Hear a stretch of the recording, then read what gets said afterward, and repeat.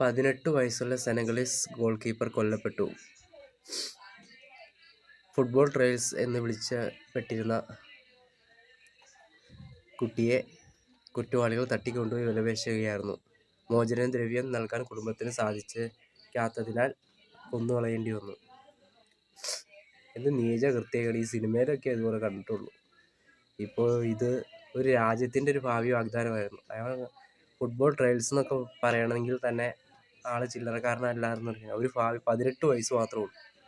ഒരു ഭാവിയുള്ള ഒരു പയ്യനെ ഈ മാതിരിയുള്ള ക്രൂരകൃത്യങ്ങളൊന്നും ചെയ്തവനൊക്കെ ഉണ്ടല്ലോ, അനുഭവിച്ചേ ആവും. ഇവരൊക്കെ എന്തിൻ്റെ സൂക്കട? വല്ല കൂലിപ്പണിക്കും പോകാൻ പാടില്ല ഈ കുറ്റവാളികളോട് പറഞ്ഞത്. അവിടേക്ക് നല്ല പണിയുണ്ട്. ഒരുത്തരം തട്ടിക്കൊണ്ട് പോയിട്ട് കൊന്നു കളയാന്നൊക്കെ പറയുമ്പോൾ നല്ല ഭാവിയുള്ള ഒരു പയ്യനായിരുന്നു. ആ കുടുംബത്തിൻ്റെ പ്രതീക്ഷയല്ലായിരുന്നു, രാജ്യത്തിൻ്റെ കൂടെ പ്രതീക്ഷയായിരുന്നു.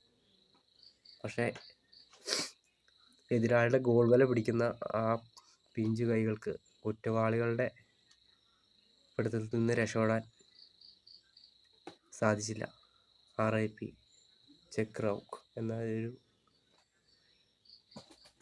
Footballer goal കീപ്പറായിരുന്നു. രാജ്യത്തിൻ്റെ ഭാവി വാഗ്ദാനമായിരുന്നു.